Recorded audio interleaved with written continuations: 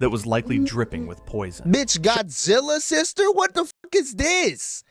What is this? Nigga, a whole you fits inside that nigga's stomach, bro. A whole you. Turn it to the side. Turn it to the side.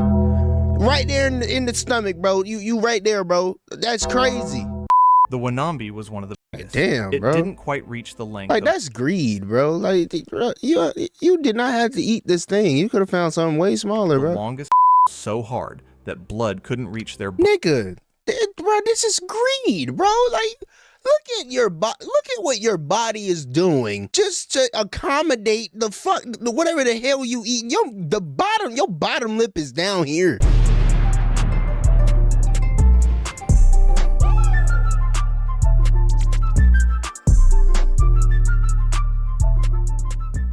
And welcome back to another video, man. BryceDaBadger back with another one. And tonight, wherever you at, man, I got Prehistoric Australia, where survival was impossible. Now, this is from the Extinct Giants channel. The original video will be in the description. Come along with me, man.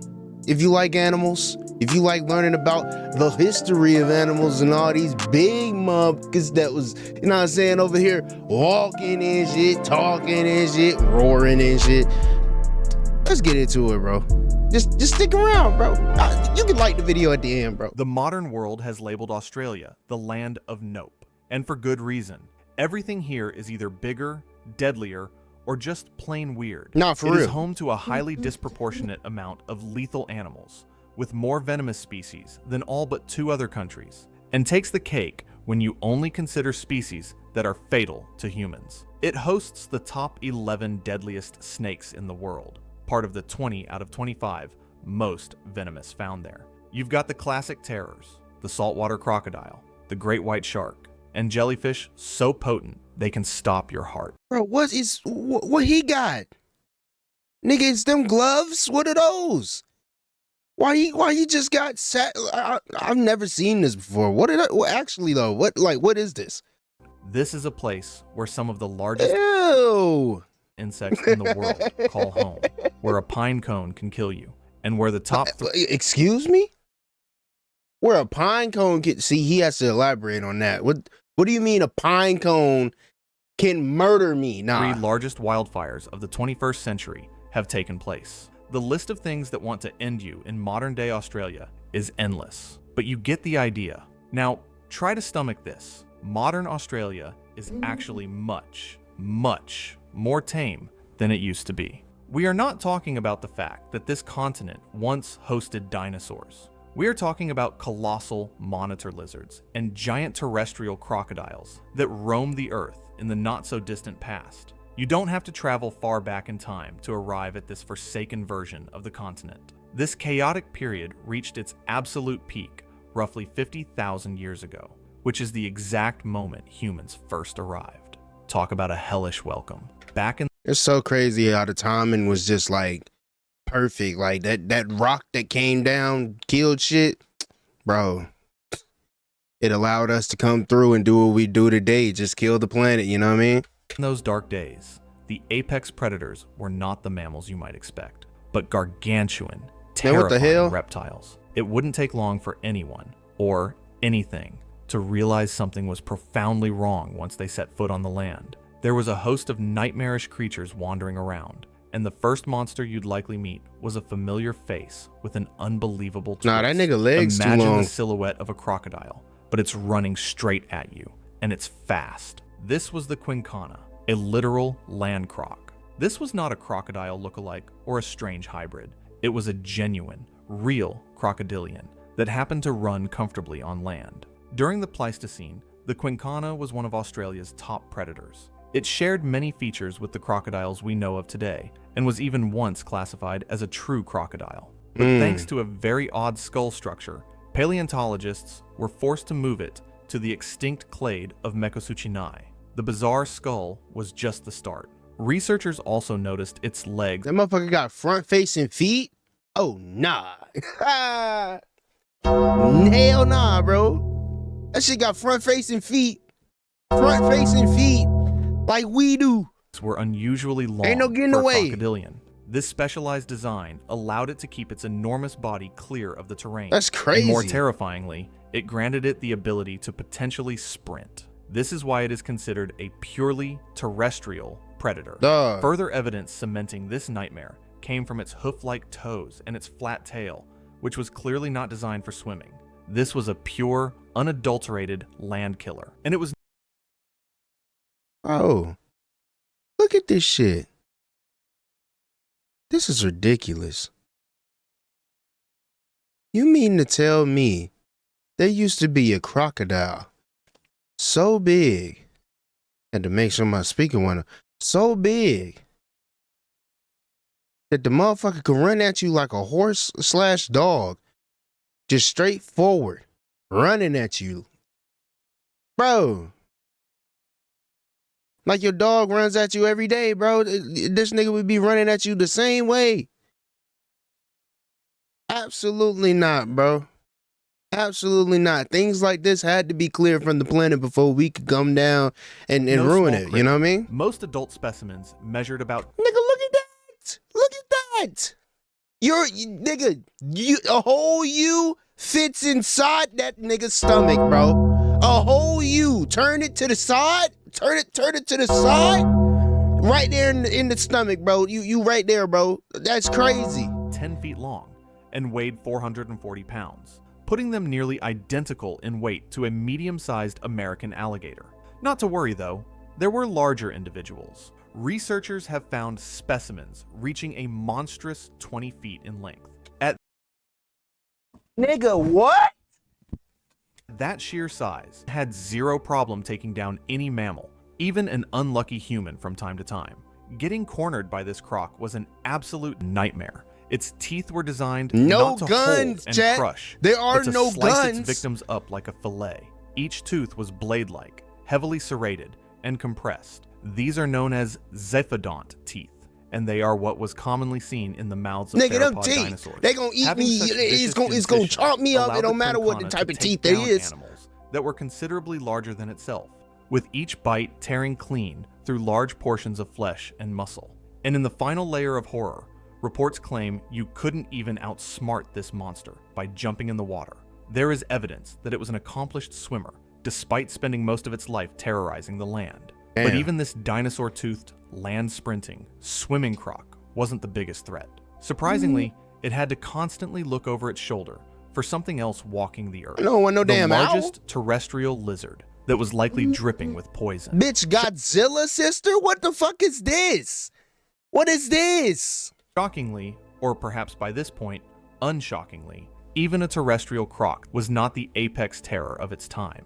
It had to live alongside the largest known terrestrial lizard to ever walk the planet, Megalania. There is a fair chance you have heard of this reptile due to its recent popularity, but you may not know that its original name... About seven little dudes inside the lizard's worth of size. I don't know how to describe what I'm trying to say. All I know is 7 of them could fit inside of this nigga. I'm talking about eating. Yes, he could chomp this nigga up real quick. Is no longer strictly used. It is now known as Varanus priscus, meaning it was actually a giant species of monitor lizard. Despite this nigga, the big ass lizards. That's all we need. The big ass lizards. In classification, the creature is still usually referred to by its terrifying original name, Megalania, which translates You ain't had to get louder. Megalania. You to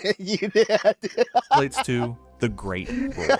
This is a fitting nod to its massive, unbelievable size, and massive it was. Paleontologists never seem to agree on the exact measurements, but all estimates put it at a minimum length of at least 3.5 meters, or 11 feet. Its minimum approximate weight, 158 kilograms, or 348 pounds. So, at the absolute smallest, we are talking about a lizard that was as long as a sea lion and as heavy as a reindeer. But at its maximum, things frankly got crazy. And you can't Studies shoot have it found that the Megalania because guns don't could potentially exist. obtain lengths of up to 7.9 meters, or 26 feet. This estimate is based on fragmented remains that were scaled up to living monitor lizards. This would have made them just as lengthy as the longest recorded animal. Bitch, that's bigger than a car, bigger than a truck.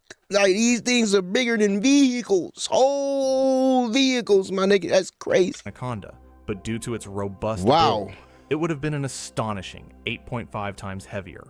The absolute maximum estimated weight for this monster was 2 tons. But this giant was more than just size. Like its living relatives, the Megalania possessed razor-sharp teeth that were fairly long and recurved, granting extra grip while holding on to prey. It is further thought to have used its tremendously powerful legs and sharp claws to bring down prey and foe alike. Naturally, in true Australian fashion, the Megalania might have been venomous as well. This belief stems from its heritage, as all monitor lizards presently living are considered to be venomous. Here is the truly shocking part. The venom of these lizards, similar to what is seen in some snakes, works as an anticoagulant. This means it prevents blood from clotting, which keeps wounds open for longer periods of time and leads to deadly shock and infections. Since the Komodo dragon, also known as the Komodo monitor, is the Megalania's closest living relative, certain paleontologists believe that the two shared similar, gruesome hunting tactics, biting the prey, retreating, and then simply letting the poison do the work. Even if you manage to get away from an attacking Megalania, you would still be absolutely doomed. All of these attributes feasibly made Megalania the single worst thing you could have run into in prehistoric Australia. Unless, that is, you suffered from opiophobia, a crippling fear of snakes. In that case, your mortal enemy back then would have been something named Wanambi. The name Wanambi may not sound like much, but it should strike absolute fear into anyone who hears it. It belongs to a now extinct giant serpent that lived right alongside both the Quincana and the Megalania. This snake was unlike any we know. Bro, if God exists, bro, he was just doing shit. Like, he just, man, big ass snake, big ass rodents, big ass, man, make everything big. Fuck it, bro. Big ass bugs, man. What's that shit called? A pterodactyl? Put that shit in the air. I'm tired of seeing dinosaurs walk now. Make that shit fly. God damn it. Damn it. I don't know, bro. This nigga was just doing whatever he wanted to, bro. I mean, of course, if you God, you're going to, but like, bro, like, what was the purpose? Was he bored? He just wanted to see a bunch of animals and see what he can make? I don't know, bro. Of today, because it belonged to, like, with the T-Rex, he was like, I'm tired of these dinosaurs that make sense. You know what I'm saying? Let me make a big ass dinosaur with a big ass head, big ass legs, and tiny arms, big ass tail. Let's see how he works. Oh God, I didn't know he was gonna be like that.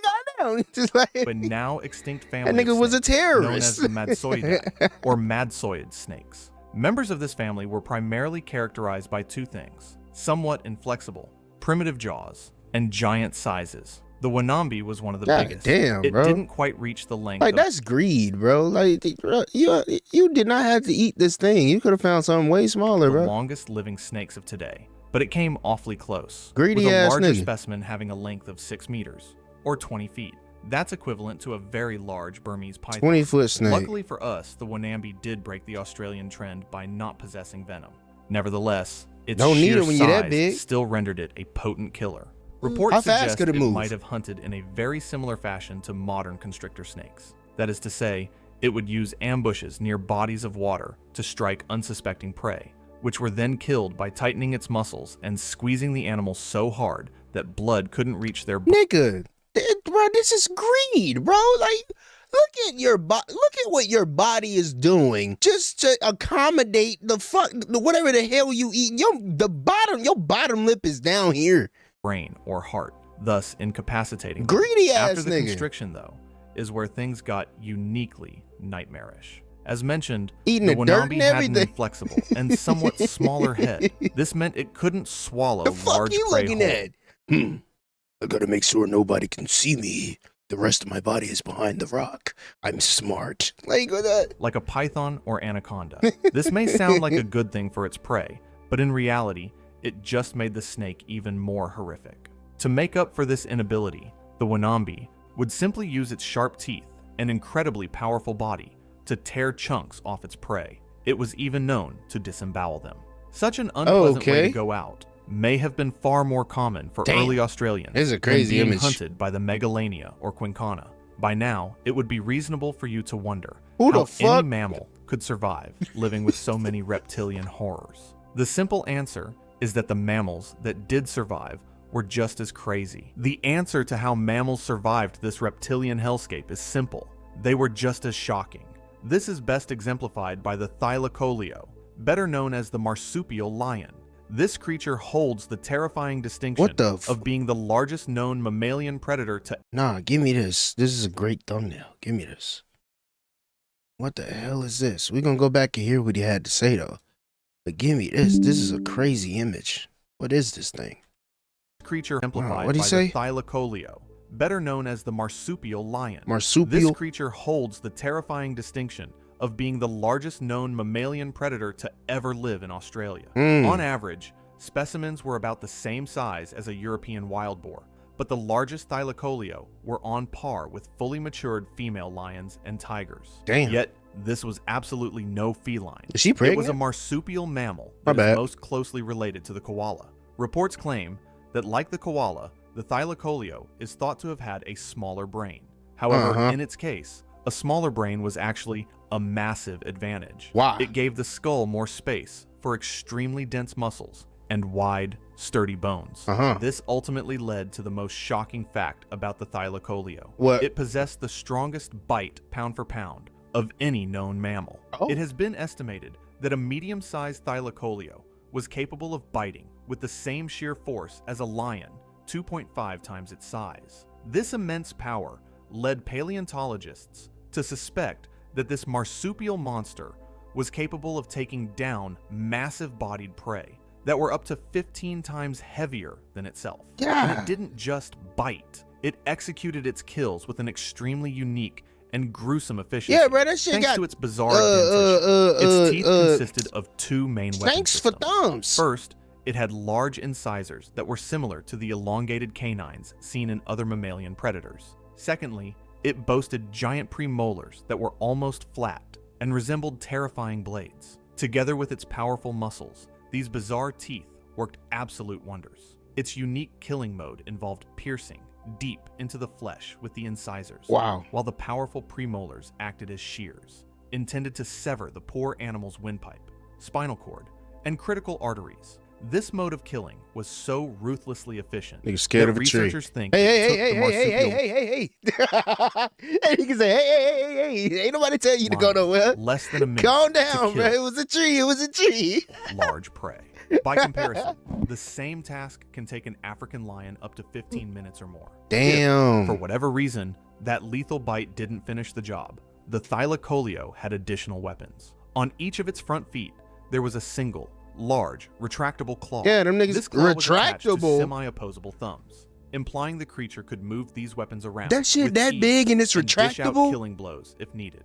These additional hooked I was claws thinking that shit led to gotta the be idea annoying that walking around. Thylacoleo was a skilled climber, possibly dragging its immense kills up into trees. Oh yeah, they had much to like get this nigga leopards off do the today. planet. This ability to climb further allowed it to navigate caves and rough terrain, Or stay killing adding us. another layer of complexity and danger to this already overpowered marsupial. And so, with reptilian terrors and marsupial butchers roaming free, Australia had some truly terrifying predators all around, making life extremely interesting for the first humans to arrive. But here's the next. They couldn't even find peace around the creatures that only ate plants. In response to these biological killing machines, the herbivores of prehistoric Australia also got pretty ferocious themselves. They had to. A terrifying demonstration What the of fuck this is this? the diprotodon, What an the hell? extinct marsupial whose closest living relative is the placid wombat. The two did look somewhat similar, except unlike the wombat, the diprotodon was absolutely massive. It plausibly weighed up to 3.85 tons. Think about that. This creature was equal in weight to a fully grown Asian elephant. This enormous size gave it much needed durability and would have made the task of hunting it an incredibly questionable, if not deadly endeavor. This task was further discouraged by the presence of a surprisingly powerful bite. The diprotodon was strictly a vegetarian, but it nonetheless still possessed a nasty bite. At the back molars, its jaw reached a stunning 11,000 newtons in force. That gave it more than enough power to technically break a human's femur. See, now how do we have this information? I'm not a scientist, but I'm if one is out there, tell me how. How do we have this information about how strong their bite force would be when all we have is bone? In addition to elephant-sized wombats, birds too were supersized in prehistoric Australia. At the time, nothing was more terrifying than the Ginornis. Why the fuck is everything so ugly? This ancient bird resembled the once widespread terror birds found elsewhere, but it actually belonged to a separate Like, bro, family. come on, bro. This is the shit that I'm talking about. Like, what was God thinking, bro? Yeah, let me make a bird with a big ass beak, big ass head, small ass brain, big ass eyes, nostrils for holes for nostrils. Big ass pink legs, long pink legs, horse legs. And then let me give him tiny ass wings, but make them big as shit so you can't fly. Like, what type of shit is this? Red terror birds found elsewhere. Long ass neck, different skin color and everything. What? But it actually belonged to a separate family of flightless birds known as the Dromornithidae, or thunderbirds. All members of this family, Ginornis included, are believed to have been herbivores, despite their incredibly menacing appearances. Like many ancient Australian creatures, they did have size to help balance out their defenses. Ginornis, with the average individual coming in at 2 meters, or 6.5 feet. Moreover, this bird had giant, robust bones that gave it immense durability. Can you imagine having to steal off on one of these niggas, bro? God damn. Well, that motherfucker just going, you gone. You out. Your skull crushed. That's crazy. Resulting in it weighing a full quarter of a ton. If its sheer size wasn't enough of a deterrent, the Ginornis could always use its powerful beak or sharp claws to ward off any predator that got too close. By now, it should be obvious that ancient Australia was the absolute last place you'd ever want to visit. Absolutely. The world was utterly saturated with danger. The fact that any mammal, let alone humans, could survive in a world teeming with land-sprinting crocs, 2-ton venomous lizards, marsupial lions with the strongest bite on Earth, and elephant-sized wombats seems like a miracle. But the sheer level of danger was even broader than just these giants. Just to really drive home the nightmare that was ancient Australia, remember that nearly every single dangerous animal that makes modern Australia the land of nope was still around back then. You still had the terrifying ancestors of the saltwater crocodile, the lethal spiders, and the potent jellyfish, all living alongside the megafauna. And that's not to mention the other extinct monsters that haven't even been covered yet. The landscape was littered with other, smaller horrors and additional giant reptiles that were just as deadly. This included massive, now extinct turtles and other crocodilians, such as the polak and the palimnorcus. The sheer volume of apex predators, both reptilian and mammalian, was unnervingly high. It suggests a constant, brutal battle for survival, where literally every creature had to be a walking weapon, just to avoid being Josh Alexander meal. This hyper-carnivorous environment demanded relentless evolution, pushing every creature to be faster, stronger, or more venomous than the last. Furthermore, it wasn't just the animals that wanted you dead. Nature itself was also harsh. I was waiting, like, you gonna talk about the plants? Was already prone to extreme drought. I guess they had no like crazy plants. Unpredictable conditions that would have concentrated the megafauna around scarce water sources. This means that every watering hole, every riverbank, and every oasis would have been a guaranteed kill zone, forcing humans and giant predators into frequent deadly encounters. In this horrifying environment, the idea of finding peace or safety was a complete fantasy. Every shadow, every rustle of leaves, every trip to the water, it was all a calculated risk that could end with you being sliced by a dinosaur. Man, what the fuck is this nigga doing? White people, they do dumb shit. White people, if he gets bit, he's not gonna say it was the alligator's fault. He's gonna say it was my fault and then go right back to it. Like, what the fuck is he doing, bro? Croc, poisoned by a giant lizard, or disemboweled by a snake that couldn't swallow. With all of this intense, unrelenting danger, with elephant-sized wombats that could break your femur, and a marsupial lion capable of a 1-minute kill. It seems utterly unbelievable. I think that would be the thing I'm most scared of. Not only survived, but managed to... Because I would think that nigga chill, and then like I see that he keeps coming close to me, and then I know like he's not chill, you know? Establish themselves on the continent. But here's the final, shocking truth that redefines the entire story. Despite facing all these seemingly insurmountable odds, Get away early from my humans nigga. didn't just endure the horrors of prehistoric Australia. They thrived and managed to dominate the lands. They didn't retreat to safe havens. They conquered. Evidence that has surfaced is truly revealing. It shows that the early human populations in Australia were actively preying upon multiple species of the megafauna mentioned today. Damn. They were hunting the giant diprotodons, the terrifying ginormous thunderbirds, and others. The very monsters that seemed capable of wiping out any human population were themselves being treated as prey.